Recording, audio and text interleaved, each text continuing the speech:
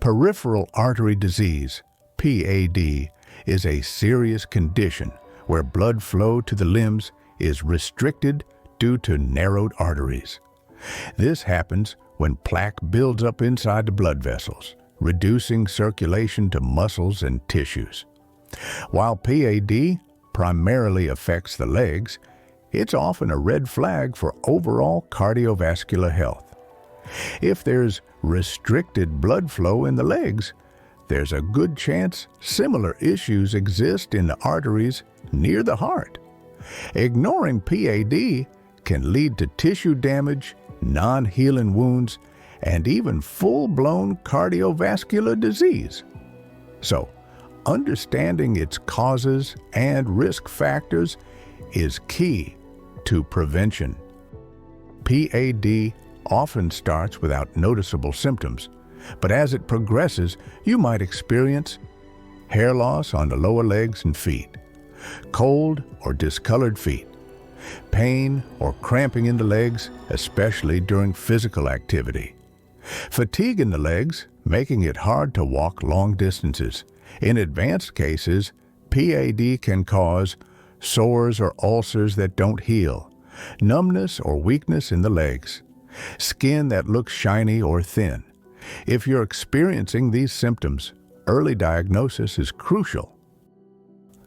Doctors can detect PAD using simple tests like an ankle brachial index, ABI, Doppler ultrasound, or angiography to measure blood flow and identify blockages. But what really causes PAD? Well, for years, people were told that high cholesterol and saturated fats were to blame for clogged arteries. But newer research suggests the real culprit is chronic inflammation.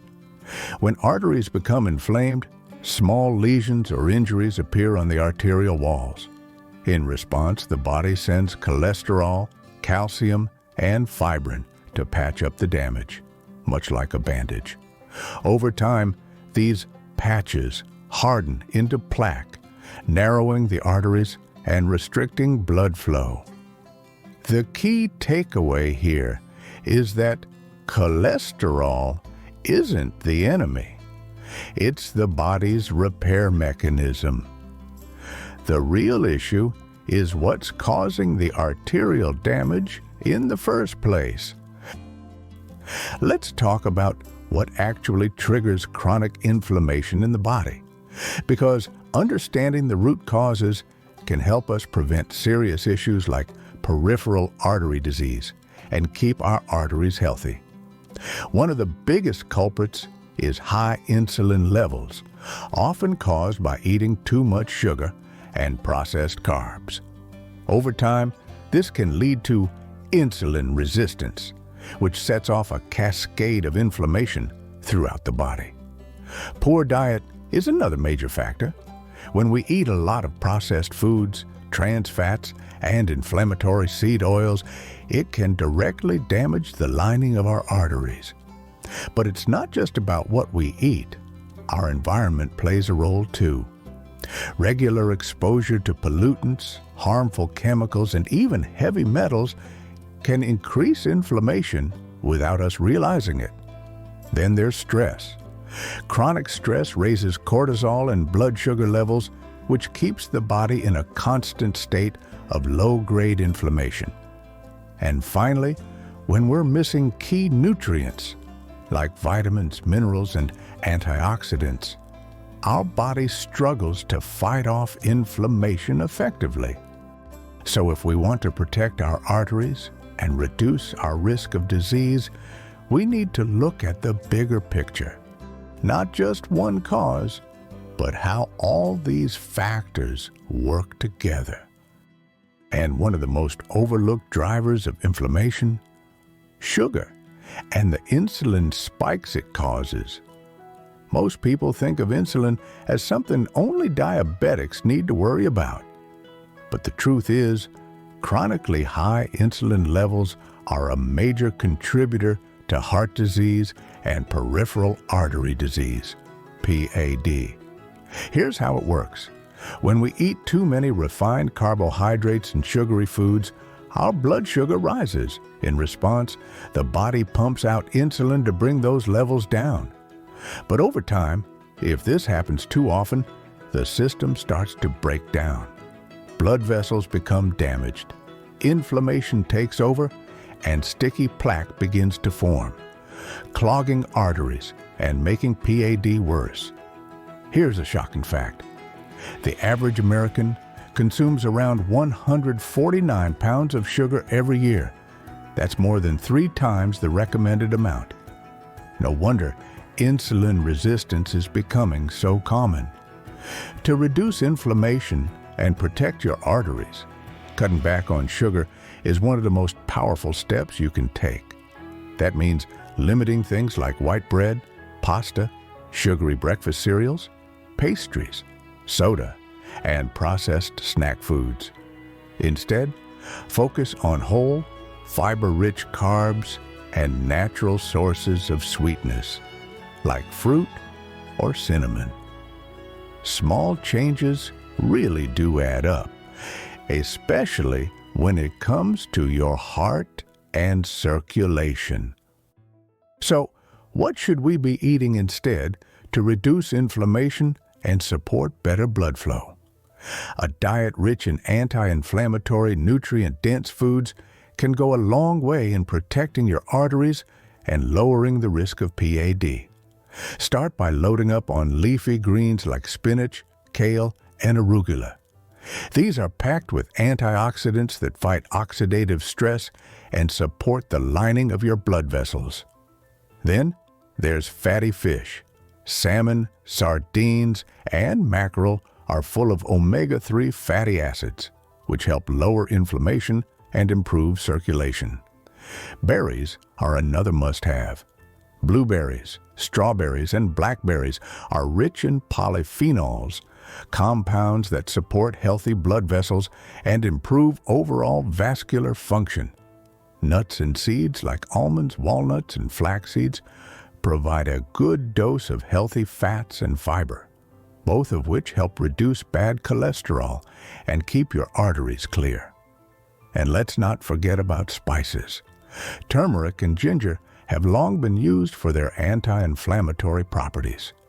In fact, curcumin in turmeric has been shown to directly support artery health by improving endothelial function, which helps regulate blood flow. Fiber is another key player here. A high-fiber diet doesn't just support digestion, it also helps remove excess sodium from the body, which can lower blood pressure and reduce strain on your heart. One standout source is glucomannan, a type of fiber found in konjac noodles. It's especially helpful because it feeds the good bacteria in your gut, which play a crucial role in reducing chronic inflammation.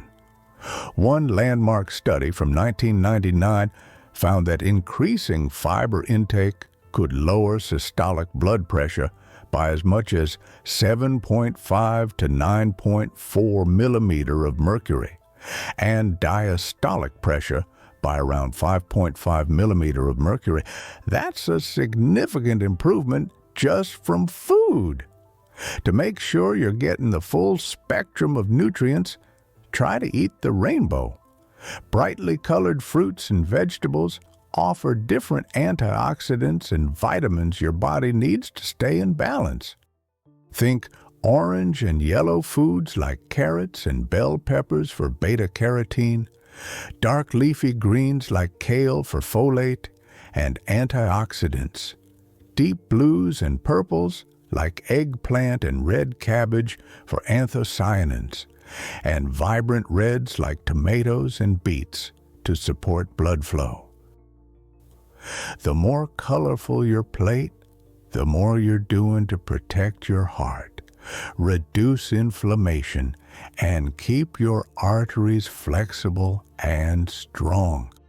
Now that we've covered the foods and habits that support healthy blood flow, let's wrap it up with a few final thoughts on how to prevent PAD naturally. When it comes to protecting your arteries and preventing PAD, the real issue isn't just cholesterol, it's chronic inflammation. And one of the biggest drivers of that inflammation? High insulin levels from too much sugar and processed carbs. Over time, that damage builds up, leading to plaque formation and poor circulation. The good news is that small, consistent changes to your lifestyle can make a big difference. Eating more anti-inflammatory, fiber-rich whole foods can help improve circulation and reduce arterial damage. Managing stress, staying active, and reducing your exposure to environmental toxins all work together to support better blood flow and heart health. Remember, it's not about perfection. It's about making better choices every day to support your long-term wellness. Which of these tips are you planning to try first, or do you have a go-to habit that helps with circulation? Share it with us in the comments below. We'd love to hear from you. If you found this video helpful, give it a thumbs up and subscribe for more expert-backed health tips. You can also check out our merch store to support the channel. And if you'd like to show a little extra love, consider leaving a super thanks. Stay informed, stay well, and we'll see you in the next video.